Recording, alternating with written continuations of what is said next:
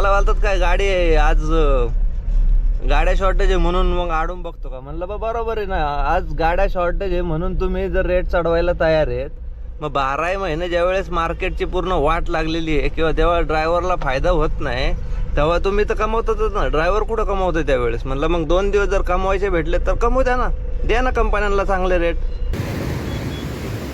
ओए श्रीलंका वालो जरा ध्यान हमारी तरफ भी दे दो. कसा एक नंबर आहे की नाही बाबा. आता आपल्याशिवाय पर्याय नाहीये तिथं. त्यावेळेस अजिबात कमी रेटला हा म्हणू नका. आणि सध्या पोंगल संपल्यामुळे ना चेन्नईमध्ये आहे गाड्यांचा शॉर्टेज. नमस्कार भावांनो सगळ्यांना, जय शिवराय आणि श्री स्वामी समर्थ. तर सकाळचे बरोबर 7:30 वाजलेत आणि मस्तपैकी आंघोळ पूजा उरकून गाडी पण चकाचक, सगळ्या गोष्टी चेक.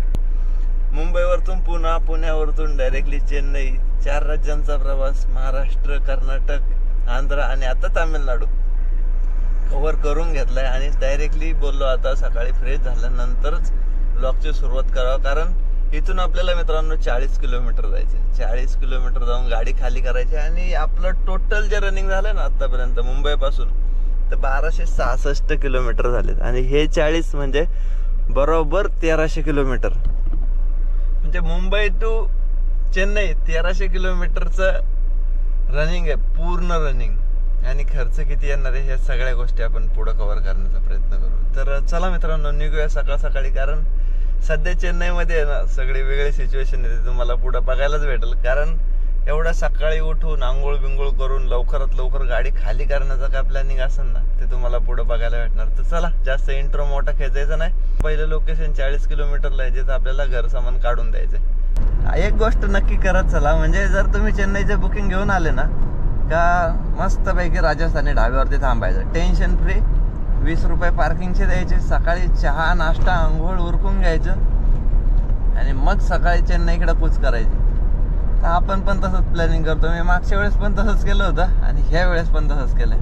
ॲक्च्युली आपल्या पार्टीवाल्यांतर रात्री खाली करायची असते ना गाडी तर टेन्शन फ्री होतं. बट त्यांनी काय बोललं, रात्री आमच्या सोसायटीत परमिशन नाही. म्हणलं आता आपल्याकडे पण मग काय ऑप्शन नाही. आणि सध्या पोंगल संपल्यामुळे ना चेन्नईमध्ये आहे गाड्यांचा शॉर्टेज.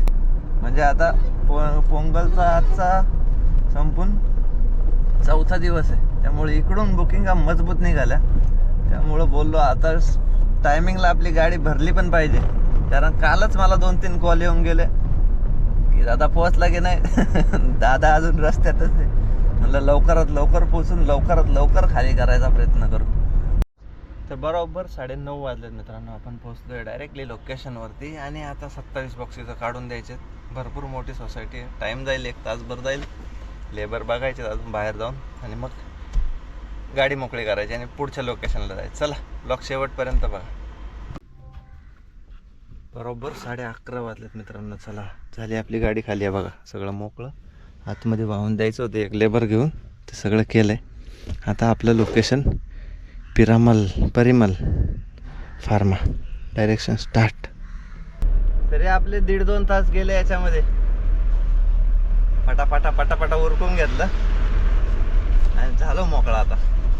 चला तर पहिल्या कंपनीवाला फोन करतोय, मुंबईचा माल. आणि बुकिंगवाले पण फोन करतायत. मजा येणार आहे मित्रांनो, मजा. आजच आपली गाडी निघणार आहे, त्यामुळे ब्लॉग शेवटपर्यंत बघा. आजच गाडी भरून काढायची चेन्नईतून. भुरभुर भुरभुर भुरभुर भुरभुर. कसा आहे कार्यक्रम पावसाचा. म्हणून चेन्नई लाईन चालवायची कंटेनर घेतल्यानंतर. चेन्नई, बँगलोर, कोचीन, बस कंटेनर गाड्या असेल तर. भरपूर दिवसानंतर welcome back to Manali fort, Chennai. हा कसं वाटतंय? खूप छान. एक कसं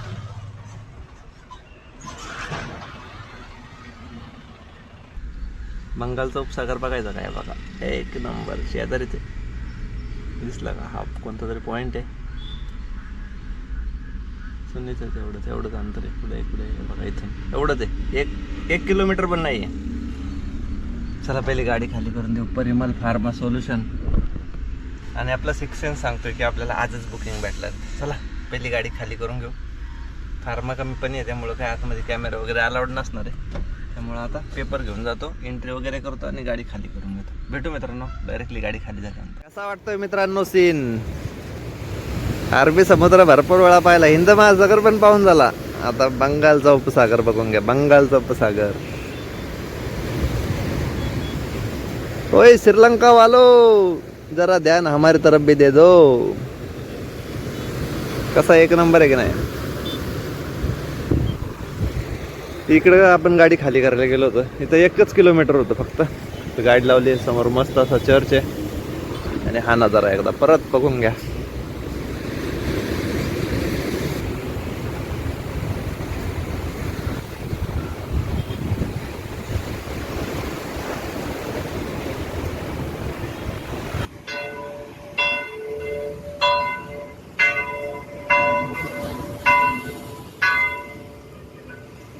बरोबर 6:15 वाजलेत.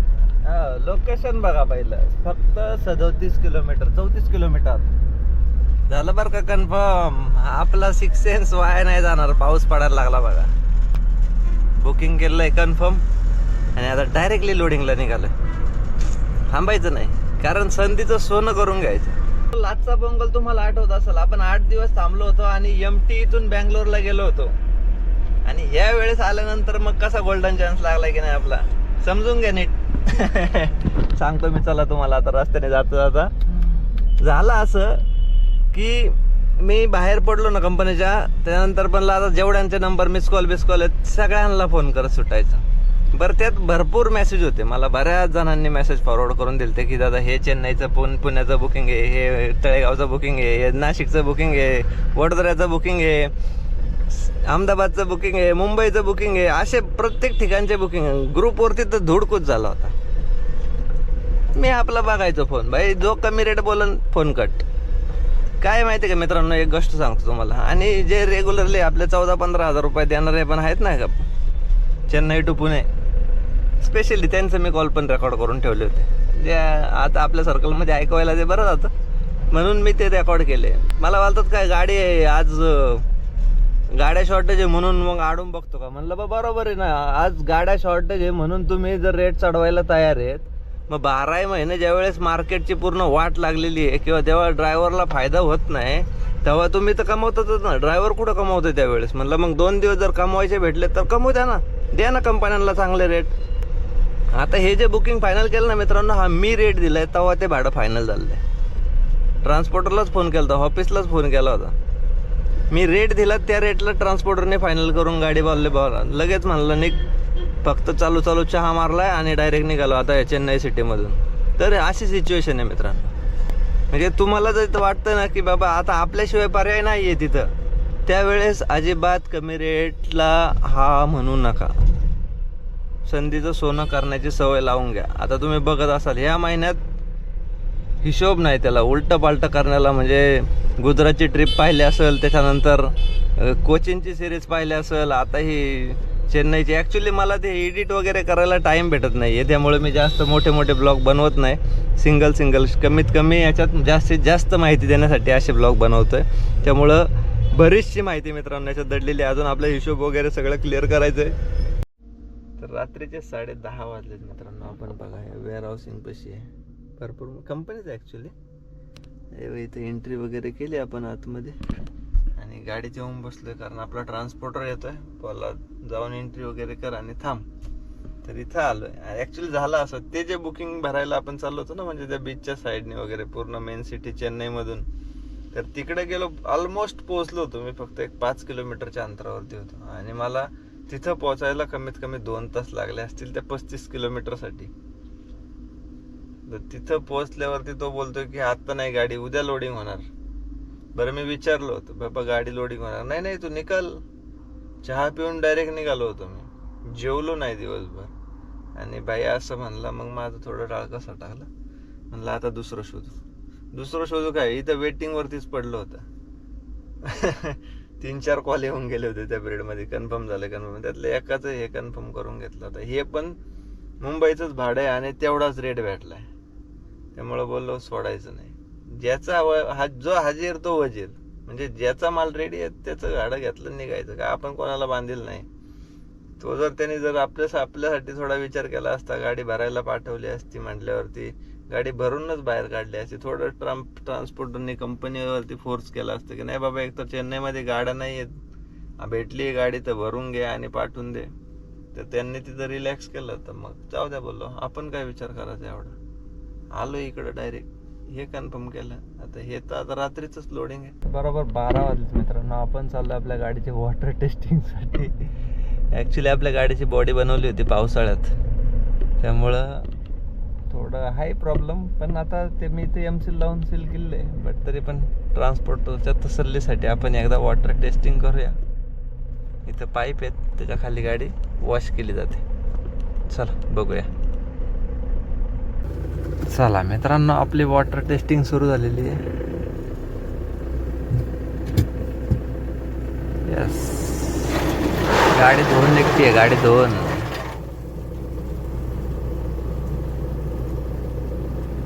बघा फोटो वगैरे काढतात.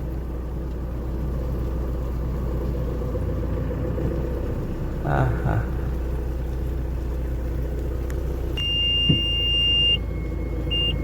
चला, रिवर्स घेतली शॉवरच्या बाहेर. येस, मस्त धुवून घेऊ.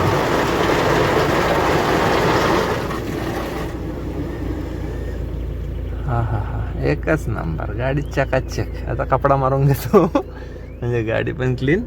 ही झाली आपल्या गाडीची वॉटर टेस्टिंग.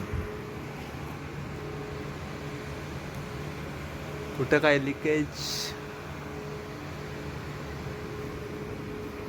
तर वॉटर टेस्टिंग मध्ये मित्रांनो आपली गाडी झालेली आहे पास. मनाची तसल्ली तर झाली ना, का गाडीत लिकेज नाहीये. चला,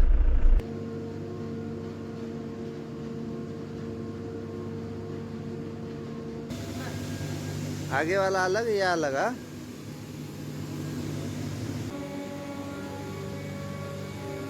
ऍक्च्युली बॅक साईडला थोडासा भोंग्याचा आवाज येत असेल तुम्हाला आता, बट थोडा ऍडजस्ट करून घ्या. तर गाडी लोडिंग झाली आहे, सील मारलाय असं काहीच आहे, पण गाडी पूर्ण भरलेली आहे. साऊंड येत ते, आणि पुढं पण टाकलेले आहेत आणि मागं पण आहे. असे 2 शिपमेंट आहेत एकाच ठिकाणी, जवळजवळ तिथे भिवंडीच्या आसपास.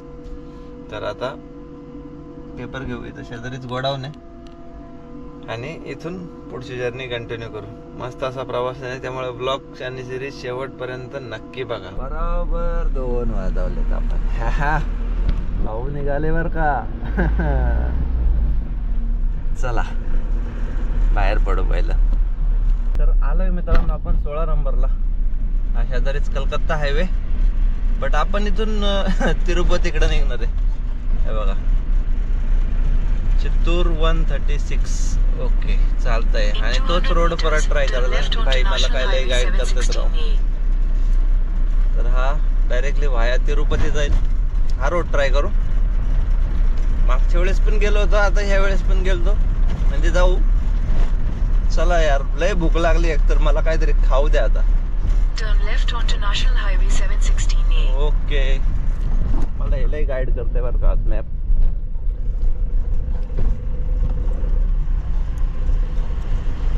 बघू काहीतरी कुठं कॅन्टीन बेंटीन सापडणच आपल्याला. पोट पूजावर करून घेऊ. याचं तोंड जरा बंद करायला लागतंय. ओके, हा आता नाही वाजायचं सारखं. चला, रेणीगुंटा तिरुपती बालाजी. टाइम बघू शकता मित्रांनो, 3:40 झालेत. आपण थांबलो इंडियन ऑइलच्या पंपावरती. भरपूर साऱ्या गाड्या थांबलेल्या आहेत तिथं. 12 वाजायला फक्त 5 मिनिटं कमी आहेत मित्रांनो. आपण आहे तिरुपती बालाजीच्या अलीकडं, आंध्र प्रदेशमध्ये. नमस्कार, जय शिवराय आणि श्री स्वामी समर्थ मित्रांनो. मस्तपैकी आपल्याला 1200-1300 किलोमीटरचा प्रवास आहे मुंबईचा. ॲक्च्युली 1300 किलोमीटरचा प्रवास होतो आणि आता तो सेम रूट ट्राय करतोय. फक्त यावेळेस थोडा आपण तिरुपती बालाजीच्या इकडून ह्या रोडने चाललो. बोला गोविंदा गोविंदा. समोरच्या डोंगरावरती मित्रांनो तिरुपतीची डोंगररांग दिसत असेल. आता आपण हा रोड ट्राय करतोय अनंतपूरचा. अरे बाबा, तुला जायचंय कुठं? तिकडूनच जायचं ना. हे बघा, ही तिरुपतीची डोंगर रांग आहे मस्त अशी. इथे मित्रांनो कल्याण स्वामीचं मंदिर, तिरुपतीच्या जस्ट पायथ्यालाच आहे. इथं पण दर्शनाला येतात बरं का. वरती तिरुपतीला जायच्या आधी इकडे दर्शन घेतात आणि मग वरती तिरुपतीच्या दर्शनाला जातात. खूप छान असं मंदिर.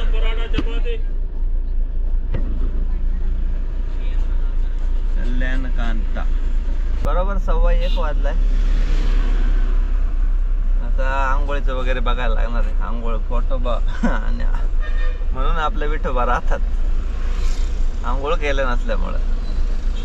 तिरुपती पासून पुढे मित्रांनो आपला NH71 ने प्रवास सुरू होतो. म्हणजे तो बँगलोरला पण जातो, मदनपल्ली व्हाया अनंतपूरला पण जाता येते ह्या रोडने. मस्त असा हायवे बनवला, एकदम प्रॉपर लेन आणि कॅमेरे पण बसवलेत बरं का याला. ही लेन कारची आहे, ही लेन म्हणजे हे बी बाकी गाड्यांसाठी आहे. आणि सगळे कॅमेरे आहेत टोटली, पावती येऊ शकते. हे बघा असे बनवलेत. इथं पण कॅमेरे आहेत, ओव्हर स्पीडिंग पण आहे. हा छोटा कॅमेरा आहे. असे बरंच एक 2-2 किलोमीटरला कॅमेरे बसून टाकलेले आहेत. तर हा स्पेशली तिरुपतीचा हायवे आहे. म्हणजे बँगलोर वरतून पण येताना किंवा मग महाराष्ट्राकडून इकडून ह्या साईडने येताना पण डायरेक्ट मधल्या रोडने जरी आलं ना अनंतपूर मार्गे, तरी हा रोड सोयीस्कर आहे बालाजी दर्शनासाठी. शेजारीच जीत पंजाब ढाबा आहे, तिथं हौद पण दिसतोय. ओके चला पहिले आंघोळ उरकून घेऊ, मग जेवण पण उरकू.